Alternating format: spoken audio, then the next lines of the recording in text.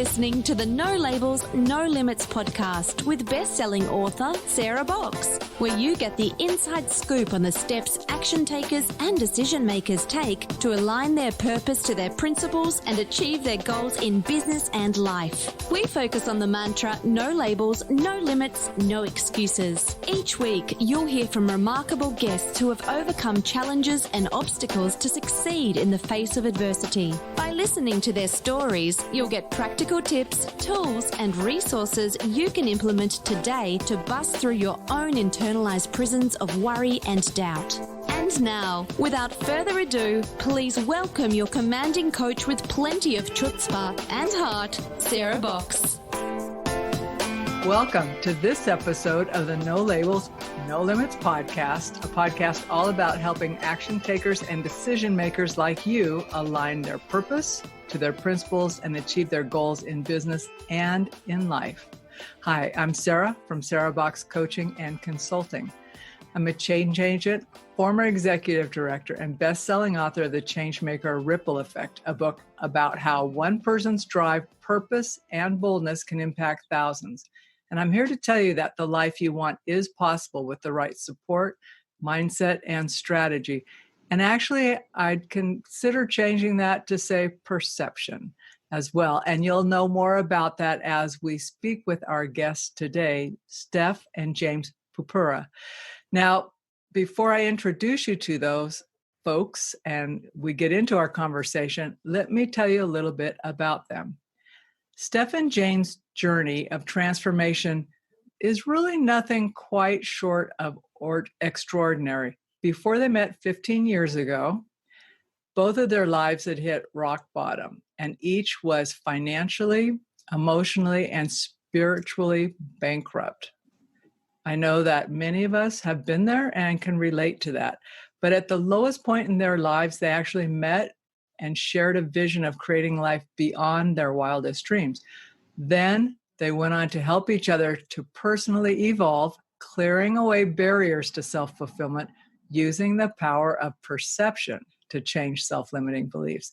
And this enabled them to better sense and take advantage of opportunities. Fast forward to today, where their award-winning documentary and book, Perception Seeing is Not Believing, is sweeping the personal development and documentary circuit by storm. And today their goal is to inspire fellow seekers to tap into their unlimited potential through personalized combination of philosophy, science, technology, and community.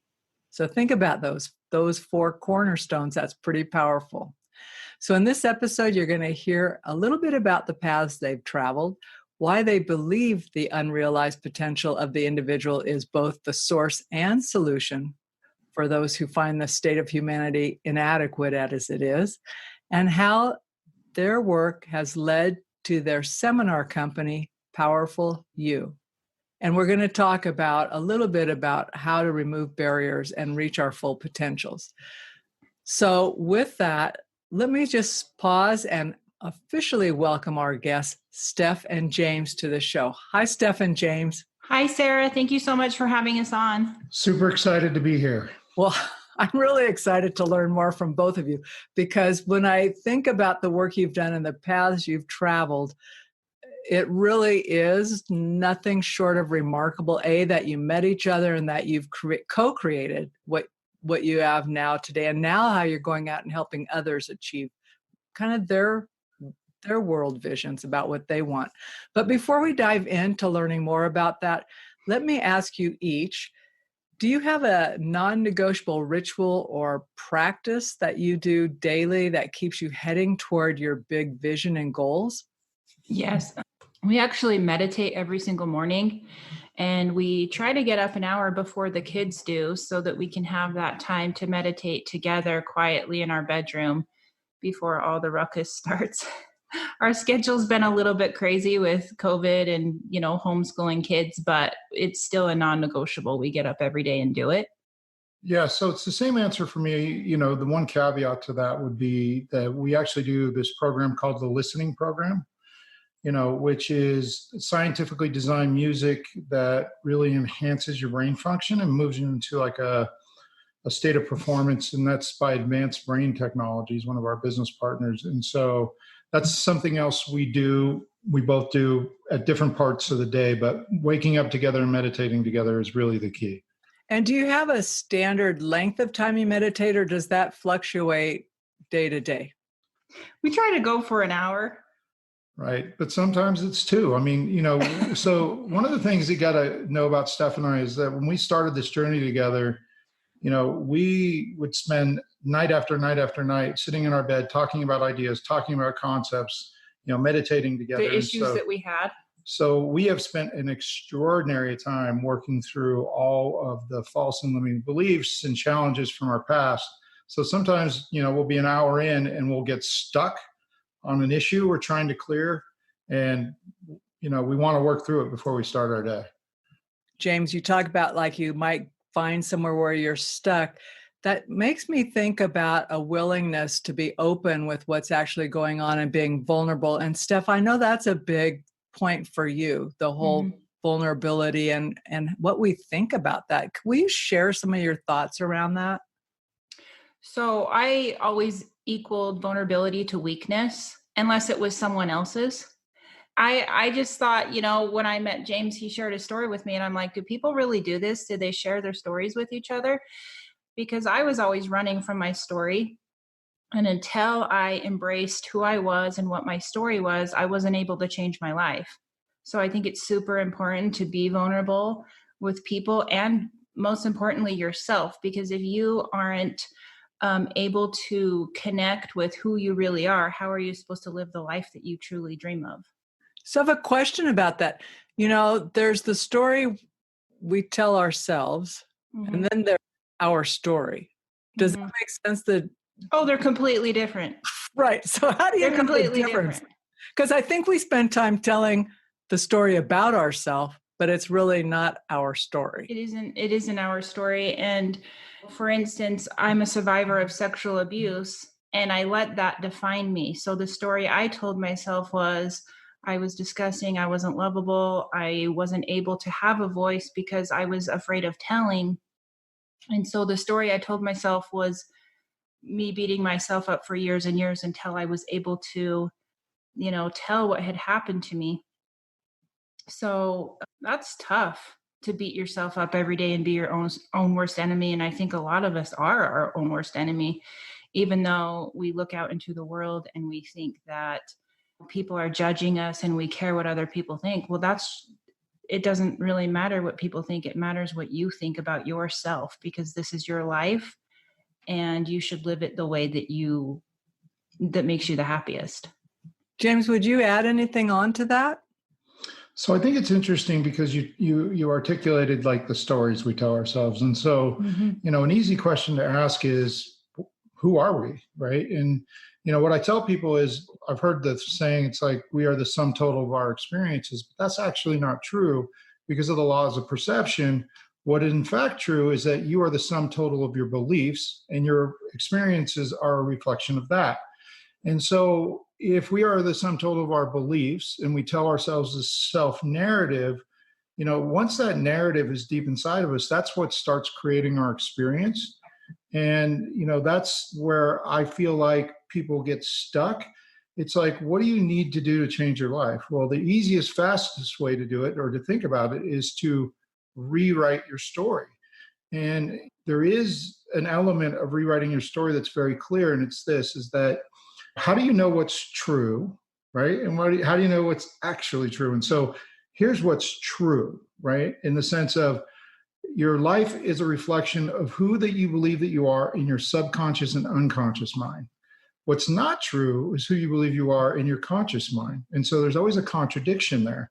And so the key is to kind of filter out the contradictions.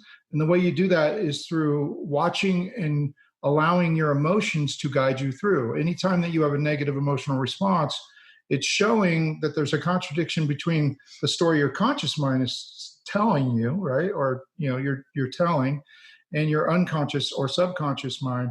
And that's really a process of understanding that your emotions are your guiding light to figure out what's going on inside of you. Okay, so do me a favor and make it really concrete, because you talked about the subconscious, the unconscious, and the conscious. So make up a story or use as an example of someone who might want to change their story or change their current conditions, right? But they're not even aware of what the subconscious or unconscious story is. They're aware of the moment, right? They're in their cognitive kind of conscious brain. So how do I even start to, I may see my emotion around that, but how do I even start to distinguish, okay, is that me? Is that my conscious belief? Or where the heck did that belief come from? How far back did it go? Because I get a picture in my head of what you're saying, you know, like the layers and all of that. But like on a day-to-day basis, how might that show up in just a simple interaction with somebody? Well, let's even back up a little bit further than that. I'll make it even more simple. So people are like, well, how do I know what I believe in my conscious, my subconscious and unconscious mind? And I said, well, you look at your life. It's a direct reflection of that. And they're like, well, what do you mean? And so somebody might tell me, well, I have a manifestation mindset. And I'm like, well, you're driving a Hyundai. Not that there's anything wrong with driving a Hyundai, but it's not true that you have a manifestation mindset if you don't have money. And so, well, it feels like I do in my conscious mind. And when in fact you don't, because it doesn't reflect on the outside world. And so what I tell people, a really easy exercise for figuring out what you believe deep in your subconscious and unconscious mind is this. Look at your life. I could look at your bank accounts and I could tell you what you believe about money.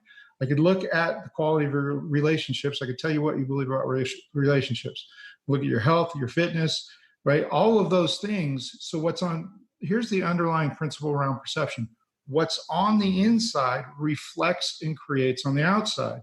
So if you think that you have a manifestation mindset, yet you have no money, that's a clear indication that that thought or pattern hasn't made its way into your subconscious or unconscious mind. So there's some contradiction there.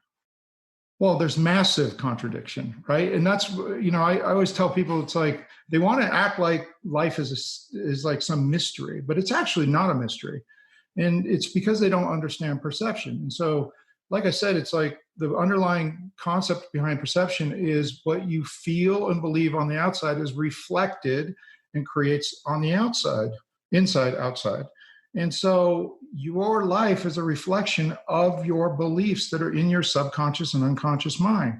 And so if you're trying to change something and it hasn't manifested outward yet, it's because you haven't gotten that belief deep enough into your mind for it to start shaping your perception. Look, here's a really easy way to explain it. I tell people all the time that, you've never made a bad decision. And people always tell me, well, no, I've made a lot of bad decisions. And I said, well, no, you're not actually even capable of it unless you're mentally ill. And they're like, what do you mean? And I said, you've only ever actually made a decision with bad information. Well, what's the difference? Well, here's the difference. The difference is you can stop beating yourself up because you're not the problem, right? We all make decisions the same way. We evaluate all of the information around us and we make the best decision we can with the information that's available to us.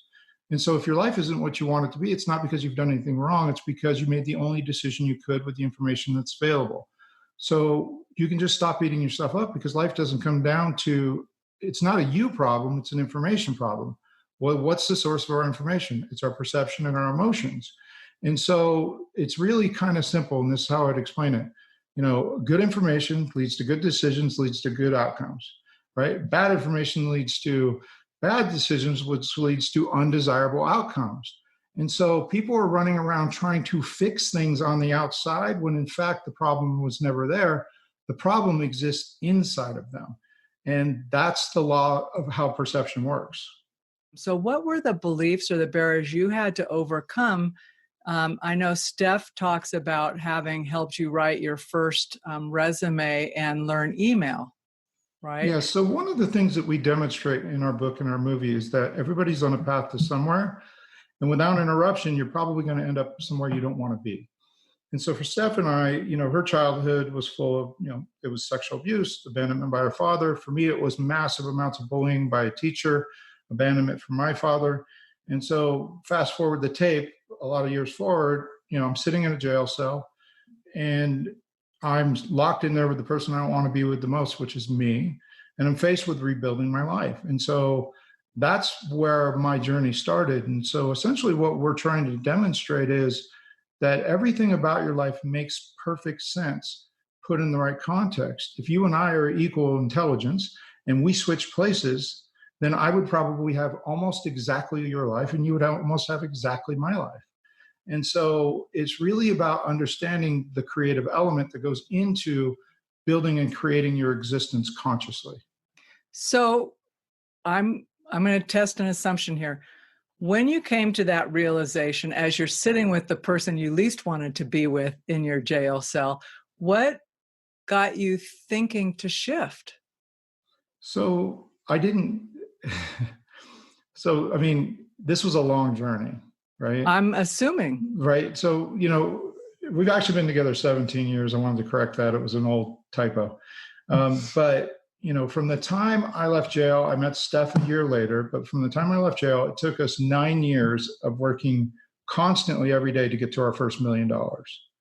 Right. And then another 5 years to sell our worldwide technology company and to launch what we call now Powerful You. But, when we got together, the only epiphany I had in jail was this. It was like, well, I was writing a list of people I felt like had harmed me so I could give them some forgiveness or something. And one day I looked at the list and I was like, the only common denominator between all those things is me. What if I somehow created it? Well, Steph and I, and her story is similar, but way different in the sense of neither of us had ever considered the fact that we might be the creators of our existence, right? Like we could create it. And so I really thought about what that meant and I spent time with it. And I decided on that day, well, if I wasn't the creator, that meant the world really is a terrible place and I probably don't want to play anymore. But if I was and I could figure out the mechanism, then I could create something magical in its place. And that was the starting point, figuring out how we create our lives. Did you have a path you were already following or someone who was teaching you that, or were you working together to discover that? We worked together. We didn't follow anyone. This was our own pain. So when he talks about the part in the film where he is in jail, I had a brutal suicide attempt and survived it because I never thought I was lovable. I didn't think the world had anything to offer. So I also had to pick up the pieces of my life and figure out if I really wanted to be here.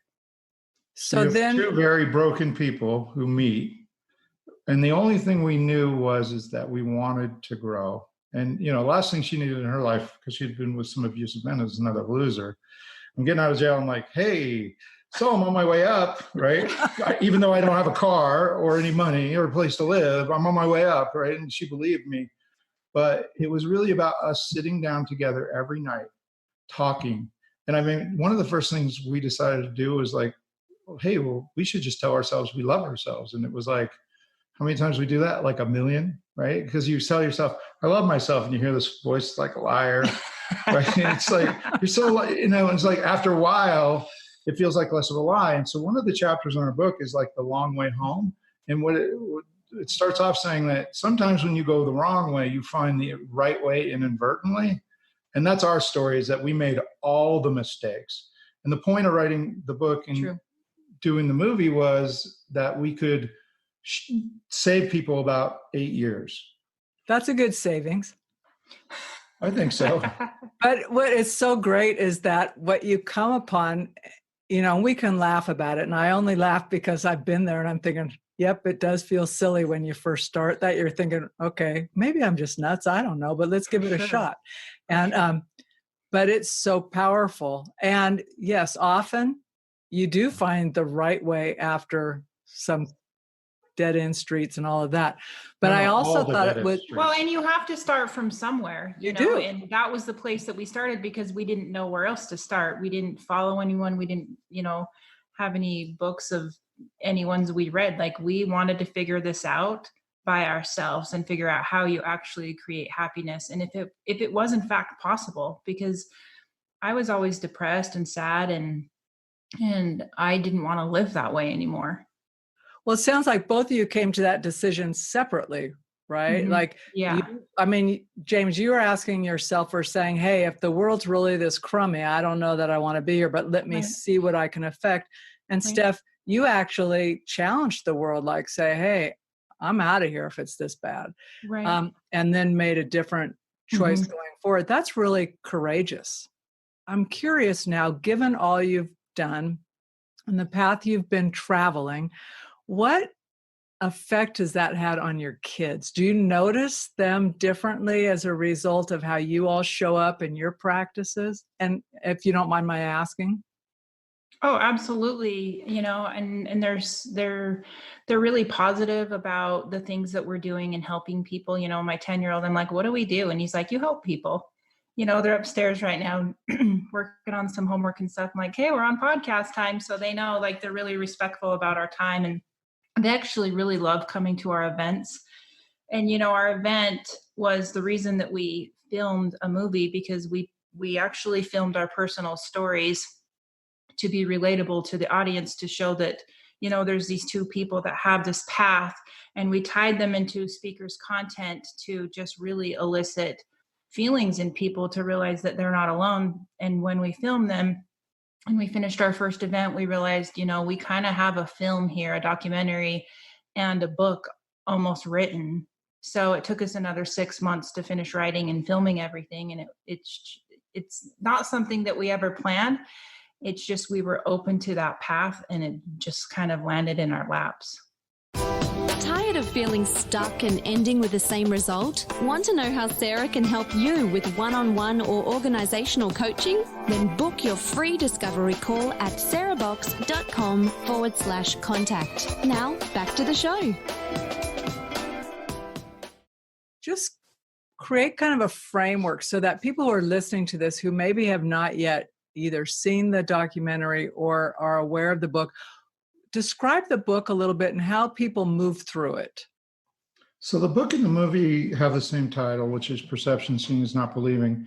And they more or less take the same path. The only difference is in the movie, we do tell our personal stories and we each have content in there, but we do bring in some friends and different teachers to fill in the content, where the book is all of our content. And so essentially, it's kind of what I talked about at the beginning, is everybody's on a path to somewhere. And so essentially by telling our story, we're out, in between telling our story, we're sharing content with people. So the book reads a lot like a novel, right? And people say they can't put it down. And, it's the same with the movie. It's winning awards all over the country. It even won Best Film at the LA Film Festival, right? I mean, it really is a moving picture. And so what it does is it takes people on a journey of personal evolution. It's not saying, okay, here's content, right? Or here's a story. It's here's content, and here's how we leverage this piece of content to deal with this belief or idea, so that as our stories unfold and the content ties into it, that you'll see exactly how those stories and content, move into your own lives. So now, how does that work with Powerful You? Those are in-person events, right? Seminars? Yeah. Okay. Yeah, I mean, we do have events, and then we do have coaching. Right now we have free events online every Tuesday and Thursday on our Facebook Live. Right now the movie, we've just put it out for free, so people can just, we can just help people. The book's been for free. We really, really just want to help people discover their path and who they are. And are you finding people are reaching out to you more now during our times where we're kind of on social isolation and lockdown? Do you see people seeking more at this time, or is it pretty much the same as it's been? No, for sure they are. And so, a few weeks ago, I wrote a free ebook to deal with help people break free of fear. I'll put it in the chat before we're done so you can share it. But we have on our website, and I gave you the link, we've developed like 5 or 6 free pieces of resources to help people move their lives forward. And as this thing continues to unfold and more people, start losing their jobs and things like that, we're just trying to be as open and as loving and as supportive as we can for people as a part of that. And so we have all the free resources. I mean, we've got the ebook, we've got the regular book, which is also on Audible. We have the movie. We actually have a Netflix for personal development, content platform. We have an assessment that'll teach you exactly which beliefs you're stuck on. Like we said, coaching, masterminds. I mean, we've developed a lot of content, and when people get into it, it really transforms them.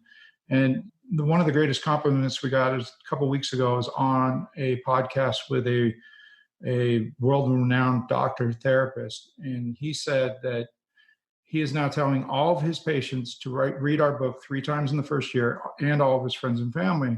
And when I asked him why, he said it's because after 30 years of practice, this is the first book that boils everything that I know down into the most simple, easy terms for people to understand. And you have to read it 3 times because you'll never be able to get all the information out of there in one read. And if we go back and think about how you came to that understanding, it was on your own through seeking and understanding deeply. So right, there's no parroted information in there. This is like content. Us reverse engineering our experience to go, okay, what happened here? Because it's like, it was like tweaking and refining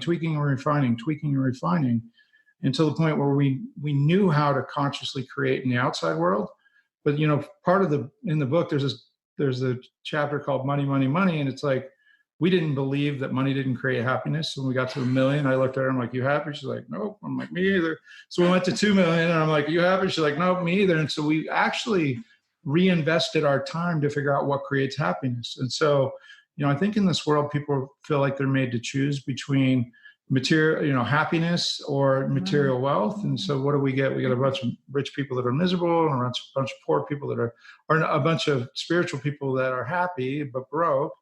And so we believe you can create both at the same time. And it comes down to, creating in the outside world is about changing a perception of what the world means after it comes out of your mind. And creating on the inside world is changing your emotional response to the things that have happened to you in the past. So you said that very quickly and very smoothly, and I'm going to ask you to say it again, because I think that is an important nugget that I and listeners really need to hear clearly and hone in on. So right. That's what, just to be clear, that's what the whole book and movie is about. But let me give you just an easier way to think about it. Creating in the outside world, creating stuff is about changing your ideas about yourself and the world around you. A simple example would be like, everything happens in my best interest, which keeps your field of perception open to see more opportunities. And so you start shifting your ideas about what something means to mean the most empowering thing. So everything that's going outside of you and the assumptions you make about it, you have to ask yourself if your assumption serves you, if it's moving you towards or away from your goal. So that's creating in the outside world. When you're creating on the inside world, the way perception works is your perception goes into your past to source the past to predict what's going to happen next. And so we think that we see reality, but what we see is just our mind's construct of what we think reality is. But every time your perception kind of works like a Google search, goes into your past, it tries to find the memory that's most or closest related to what you're experiencing now, and it delivers that as meaning. Well, those memories actually have emotions tied to them. Because we don't understand the meanings of emotions, those emotions get repressed and stuck in past experiences, which actually kind of live in your body. That's why we have anxiety in our body. And so what we did was we developed this thing called the emotional integration technique, which allows you to go into your past experiences and imprint a new emotion, right? So the next time you have your perception pulls that experience to dictate what's going to happen next, it comes with a different emotional response, and you get out of this really up and down emotional drama path that people are stuck in. Thanks for clarifying that. It brought to mind to me a gentleman, I was in my mid-20s, I think, and I was doing volunteer work at a rape crisis center, but I had to testify, right? And I'm a behind-the-scenes volunteer. I do not want to be out front testifying, but I've got to be there because the person I'm supporting is going to be there. He goes, no, you got to come, and I may put you on the stand. I said, I can't do that. I said, just even talking to you about this is freaking me out. And he just looked at me and goes, that's just because you're thinking about it wrong. And I said, in my head, I'm thinking about the only possible way there is to think about getting on a stand in a courtroom and challenging somebody, right? Yeah. I'm out of here. I'm not doing it.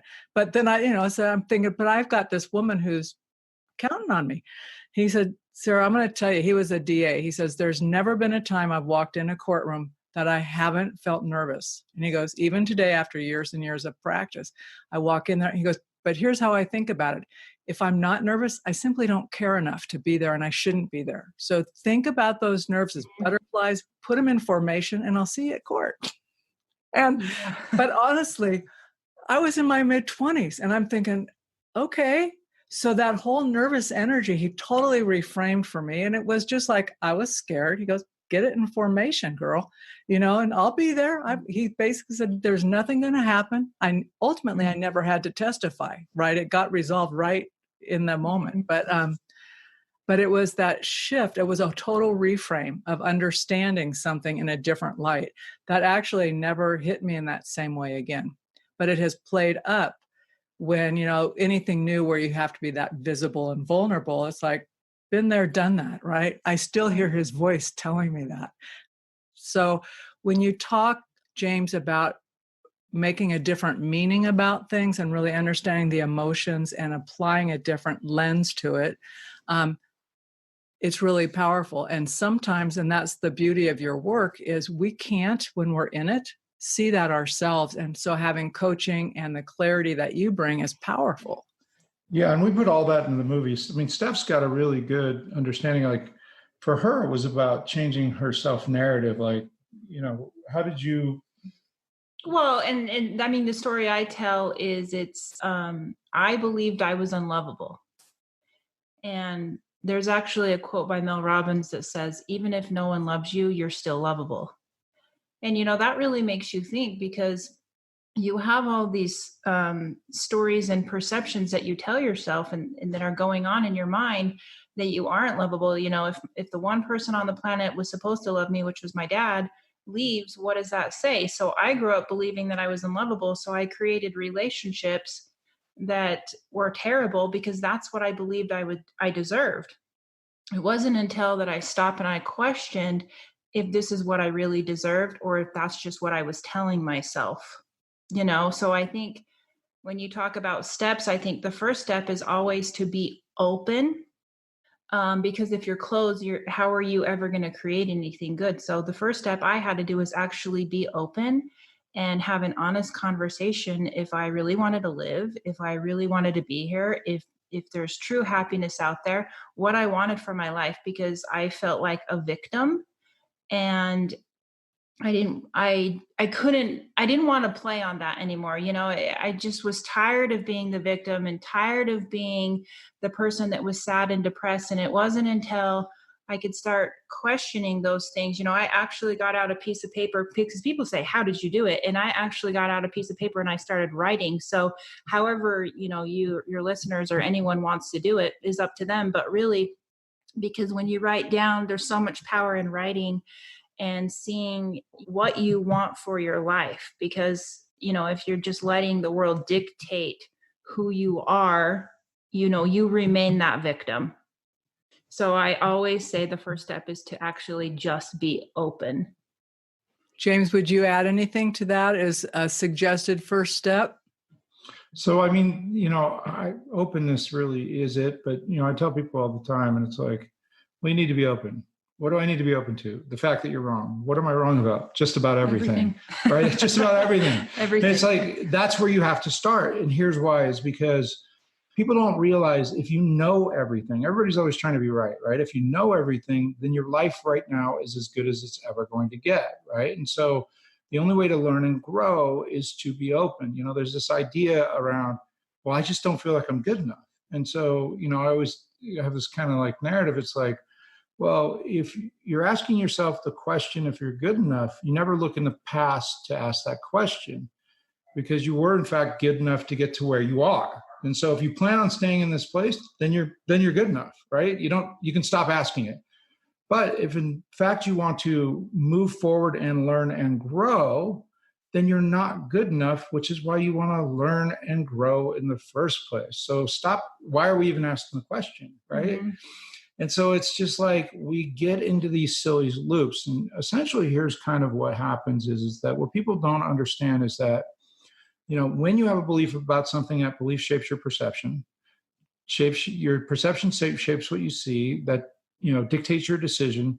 And then, what happens is that belief starts looping on itself. And so you can look at your life and see all the patterns. You have a relationship pattern, a money pattern, a health pattern. It's like, in order to break free of that pattern, you have to get into questioning, what beliefs are causing this pattern. And so I think that a lot of people who want to change think about it in the way of habits.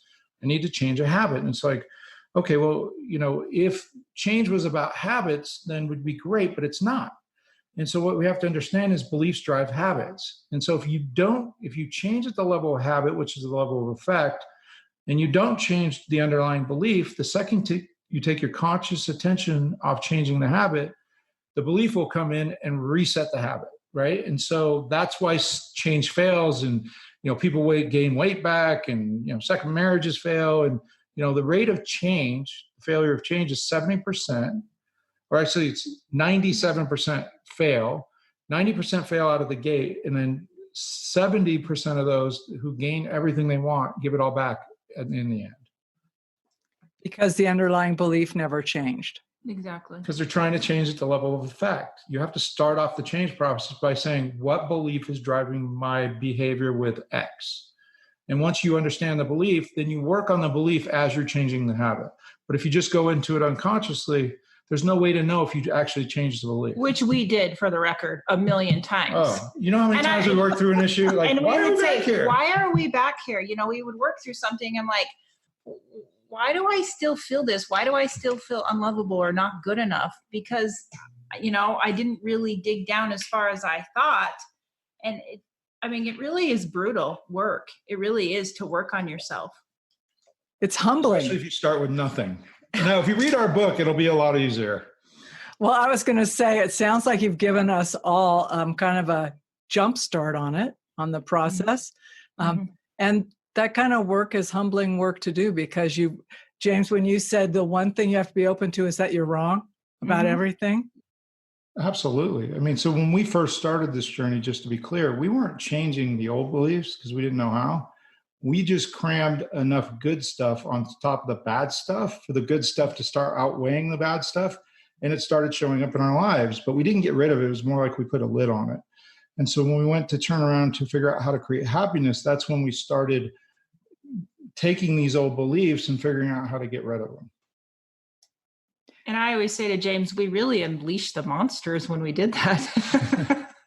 Because there was a lot of your own, just like I said, you're your own worst enemy. And that really came out. Your enemy comes out to fight you.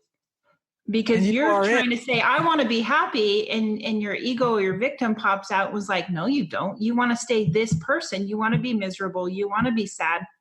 And so you really have to fight it. And it's hard work. If we all started at that gut-wrenching hard work without kind of even going, okay, well, I can shift. I do see shift. We might not ever get there, Steph, and you also, the beauty of having each other to kind of stick with it is important. If someone doesn't have someone like you had, there are ways to get support. You guys are support for people who may not have support. And you've got generously so many resources already on your website available to us all. Yeah. So, because it can feel isolating, especially if you're trying to do this work on your own, and it doesn't have to be. Yeah, we always say that we continuously grow, and the only person that we don't leave behind is each other. We'll always wait for the other person to clear whatever's going on, because we really are kind of each other's counselors. Like, we come to each other with our problems, and like, I'm stuck, I need help, this is how I'm feeling. And at first it's like, the first time I said, I don't feel lovable, I felt like that was so awful to say that out loud, to voice actually to someone. Like, I think that's also a first step. Actually, if you have a partner, someone, a friend, or even, a therapist or someone, to admit how you truly feel inside, instead of concealing that and feeling like you're alone and you have no one to talk to. And it seems when we hold stuff inside, we magnify how big it is. Oh, yeah. Like, oh my God, if I tell so-and-so I don't feel lovable, oh, it's the end of the world. And this, and yet you say that to them, and especially if you preface it, I've got something I really need to talk about. It's really serious. And then you say that and they're kind of waiting. Okay. Right. One of Steph's favorite sayings to tell people is, your story only has power over you while you hold it inside, right? As soon as you let it out, it's gone. It doesn't have anything over bad. Yeah. And so, just to be clear, this wasn't easy, right? It was like, this put a big strain on our relationship, right? There were times, because what people don't really understand is that when you're dealing with issues, what happens is when they surface, you project them on somebody. Well, who do you project them on? The person who's closest to you. And so you're looking across the room at the person you love most in the world, and you're literally like, I hate you right now. Right? Literally, it was like, I hate you. Like it's like, I can laugh now, but there's been some really hard, sad days for sure. Yeah.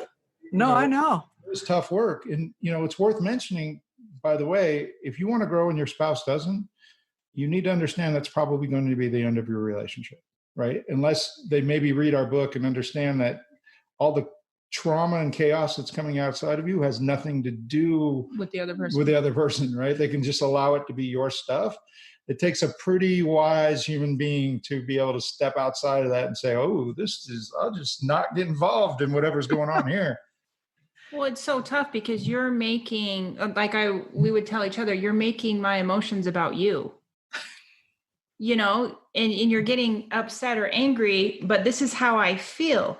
And you're making my emotions about you and you're taking them personal. So I think that's another step, is realizing that people have the right to feel their emotions and you don't have to take them personal because it's not about you. Yes. And I think it's easier to understand once you've had to do that than it is to get it when someone says it's not about you. If you're in that place of taking it personal, it always feels then you're like, no, it is about me. It is in fact about me. I feel attacked right now. Yeah. And we've had that so many times that we really had to come to a place and say, even sometimes now something will come up and I'm like, this isn't about you. I'll tell him you're an amazing husband. It doesn't have anything to do with you. It's, what I still feel inside. Yeah. So we still work every single day together on things because we never want to stop growing. We never want to stop evolving. We never get to a place where we're just like, okay, we're good now. I always want to grow. I always want that growth. And so does he. Yeah. And emotions. So the two topics we really cover in depth in our book are perception and emotions. And the underlying principle behind emotions is that, so often, because we're not taught how to deal with emotions, we project our emotions, we make our emotions about other people, and then we make their emotions about us. And so it's like, you're making me mad. Nobody can make you anything, right? And then it's like, oh, they're mad. They must not like me. And so the first key is to stop making your emotions about other people. It's like when you feel something and somebody says something or does something to trigger an emotion inside of you, you need to understand that lives inside of you, right? And that's where you go to work, not, oh, hey, make it about them. So. Okay. So here's what I know for a fact. I have so appreciated you guys sharing who you are and how you are and the journey you've traveled. The many resources on your website, which for folks, when you're listening, those will all be listed. So don't worry about it. We'll have them. You'll have click through so you can get there. And I've enjoyed just your genuineness of how you come across and just the fact that you both chose to be here. So thank you so much for having us, Sarah. We enjoyed it. You've been listening to the No Labels, No Limits podcast with best-selling author, change agent, and strategic vision coach, Sarah Box. You can grab the show notes and find out how to work with Sarah at sarahbox.com/No Labels, No Limits podcast. We'd love this podcast to reach as many people as possible. So please remember to rate, leave a 5-star review, and share the podcast with someone you think would get value from this conversation. Until next time, keep taking those daily action steps to align your purpose to your principles and achieve your goals in business and life.